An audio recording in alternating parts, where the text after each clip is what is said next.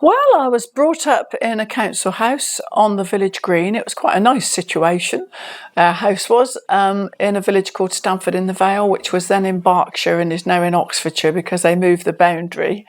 And I was brought up in the council house with my mum and dad. My dad worked for the electricity board, and my 4 older brothers and my older sister. I'm the youngest. And it was very nice. I liked being one of a big gang because wherever you went, you could see one of your own. And if ever I went on to the next school or I went to a new swimming pool that had opened locally or something like that, my brothers were all there as well. So I never felt like I had to be a ground breaker at all. And as far as shaping the woman I am, I don't know really how I became the woman I am, except that I loved writing from a really early age. I loved writing and I loved performing. And my mother was very good at English and she'd always help me if I was stuck on a word. And when I was in the school plays, which I always tried to be, they'd come and encourage me. It was a nice, cheerful country childhood, which I think gave me a very good set of values.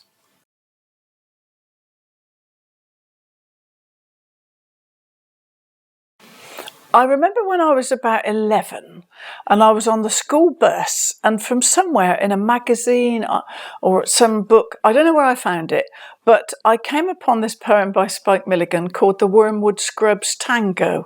And it was in a tango-esque rhythm. And it was about this man who stole cars and he'd been caught and he was in Wormwood Scrubs. And it had wonderful funny lines. I thought it was hysterical. A couple of the lines were, and then a copper fella spotted me a fiddling round with that ignition key. See, I can't sing, but it was like in a tango rhythm. And now I lie awake and watch the stars behind a great big set of iron bars. And I thought it was hysterical.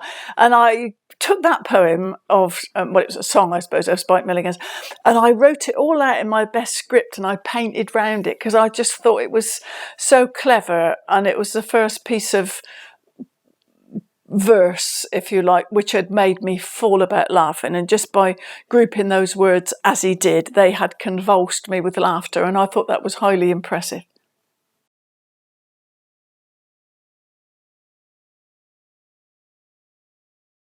My brothers used to bring home the records of the day. Lonnie Donegan was one of them. And whatever records were popular in the top 10 would come into our house and be played on our old record player. And one of these was Lonnie Donegan's Does Your Chewing Gum Lose Its Flavour? And My Old Man's a Dustman, and all those comic songs that Lonnie Donegan performed at that time.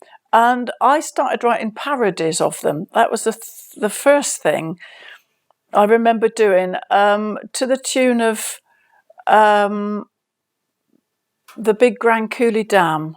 It was The Big Grand Coulee Dam, sung by Lonnie Donegan. I wrote a parody called Rosie Bell, who chanced to wander from the straight and narrow, which was this, he's pretty feeble, but I was only 11 or 12. And so I wrote that parody and I was quite pleased with it. And one or two people I read it to laughed, and that sort of encouraged me to do some more. And I just used to write verses like so many people do about my friends and about the shortcomings of their boyfriends and things that I thought might get a laugh. And then that developed. And at that time, the folk clubs, or soon afterwards, the folk clubs began to appear, and people laugh about the folk clubs and say, oh, everybody wore ropes, old sandals and sung with their fingers stuck in their ear. But it wasn't really like that. There were some really good singers going around the folk clubs and really fine musicians and performers. And I loved it. I loved that, people coming together and making a bit of their own fun. And so that then gave me a great incentive to write things that would stand up in front of an audience.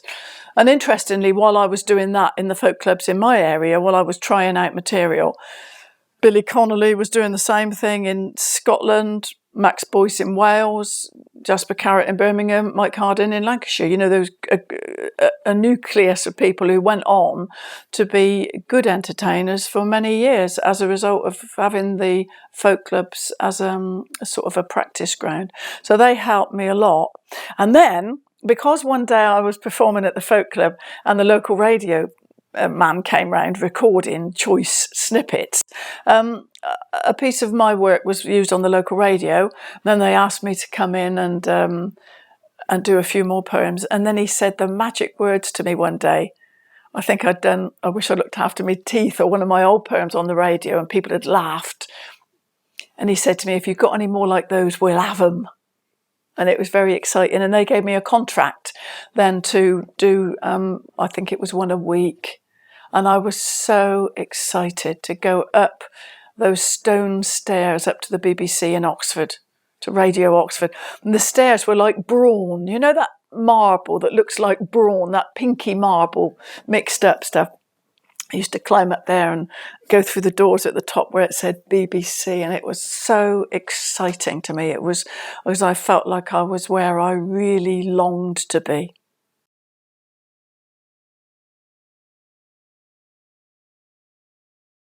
I did very well on local radio in terms of sales, because I broadcast the poems that I'd written, and then innumerable people wrote in and said, oh, I must have a copy of that poem about the teeth, or the hedgehog, or the parrot, the ones which I'd used.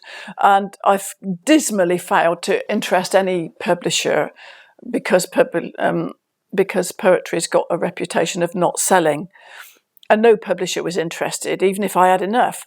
And so I borrowed the money, I borrowed 60 quid, and I produced this little pamphlet, and I did the illustrations myself, and I typed it all up, and I took it to the Church Army Press in Oxford, and I got a little pamphlet produced. I think I had 500 produced in the first instance with this 60 quid, which I borrowed. And then I took them round the local bookshops, and it was agony, because I'm not a pushy sort of person, and I certainly wasn't very confident then. And to go into the bookshops, which were full of handsome, expensively bound books, with this pathetic little leaflet and say, would you mind selling this for me? It was an ordeal, but nobody refused. Everybody said, well, yes, we'll have one or two on sale or return. So nobody showed me the door, which I was mightily touched by. And then through that, I sold 7,000 copies. And then I was asked by some friends if I'd like to go on Opportunity Knocks, because I was performing in the village of Bampton, and they had a very strong community spirit. And they'd put on a Christmas show to raise money for old age pensioners in the village. And my bit had gone particularly well. I'd done the poems, and people had fallen about laughing. And then the organisers said, you've got to go on Opportunity Knocks. We're going to put you up for it. And I didn't like the job I was doing. I found it boring and repetitive. And I really loved performing what I had written and seeing that it made people laugh. It made me feel really satisfied, as though I was finally doing the sort of thing I was supposed to be doing. And so I went on Opportunity Knocks, yeah.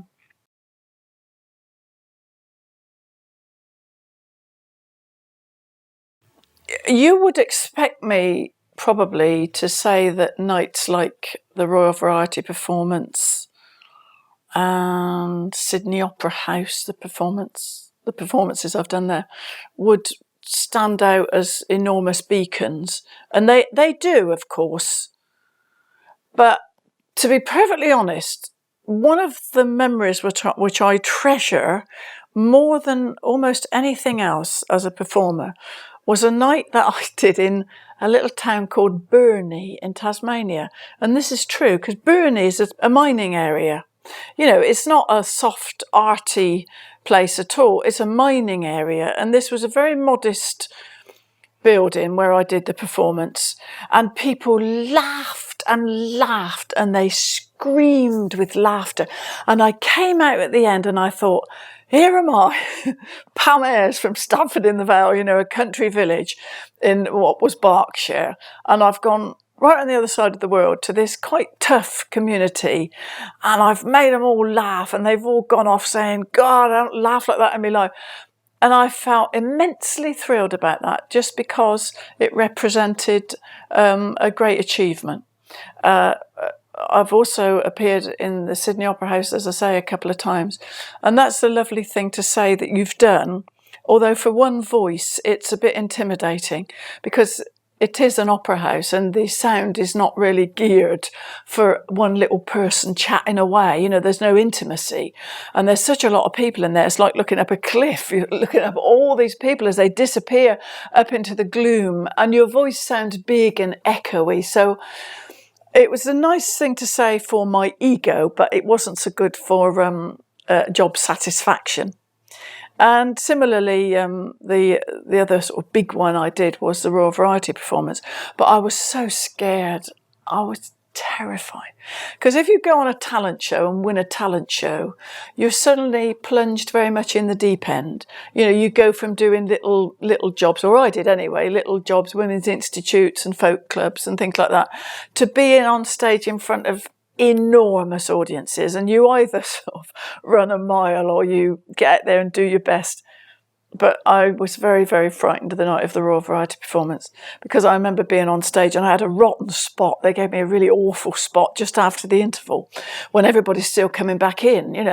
People are coming back in and greeting their friends, and half of the people aren't sat down. Anyway, that was the spot I was given. I was glad to be given any spot. I had a 12-minute spot straight after the interval, and all the time I was doing it, I was conscious of this figure in the royal box. It was sort of a blur of blue. The Queen had on a very pretty blue dress, and I was just horribly aware of this blob of blue in my peripheral vision.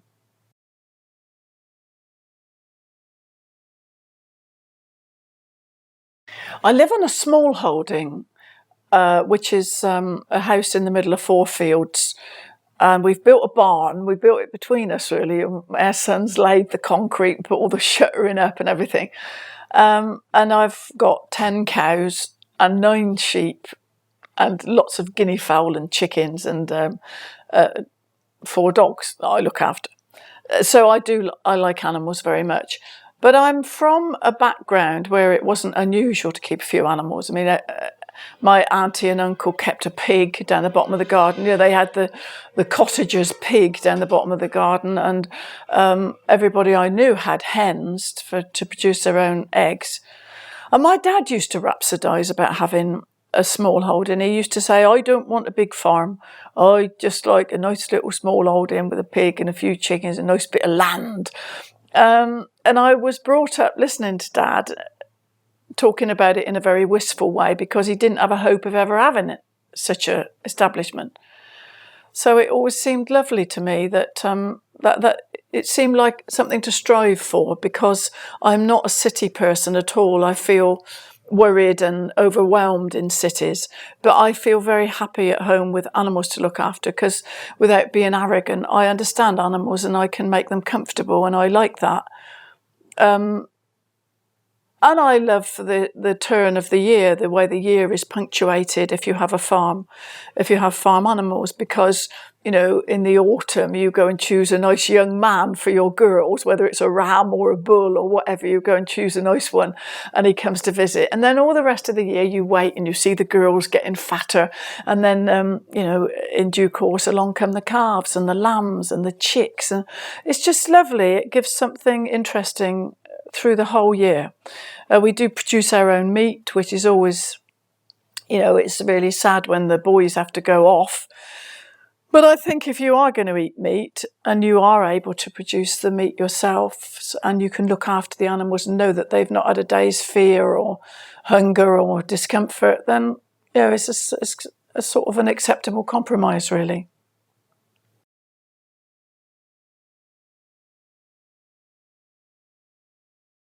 I am approached by many charities, and they're all worthwhile, and I cannot possibly spread myself around them all. So I have a sort of like a sort of a barrel system, really, where they gradually rise to the top, generally speaking.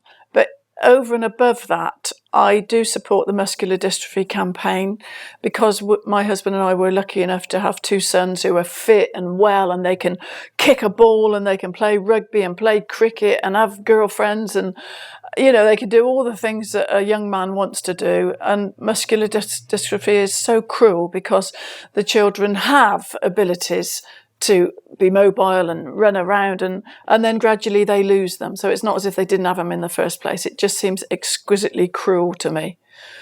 So I do concerts and fundraising for the muscular dystrophy campaign. I also support a very small charity called Useful Vision, which is based up in the Northumberland area. And I do that because my friend's daughter had a darling little boy who developed a brain tumour, and he died sadly. And during the course of his illness, he became blind, and his mother could find nowhere to take him where a little blind boy could have a nice time. She found a dreadful shortage of sensory experiences that he could enjoy. So she, after she accepted the fact that the little boy had died, she set up Useful Vision, and it specialises in taking children, parties of children who are blind or partially sighted, to places where they can have a ball, where they can play music and they can swim and make bubbles and just thousands of things that they can enjoy that are geared up for them. So I support that. And then I support a local wildlife charity and horse charities. I do what I can. I do what I can.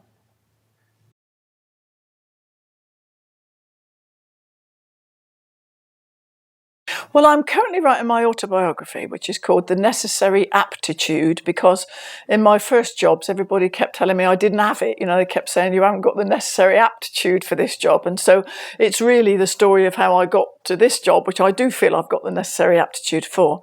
And I'm really enjoying writing a big, meaty thing. This is going to be about 110,000 words. And compared to tinkering around with bits of verse, it's very nice. It's a very nice change. And it's given me a taste for more. So I've got an idea for another story. So I might try to write it up as a play, or I might try to write it up as a novel.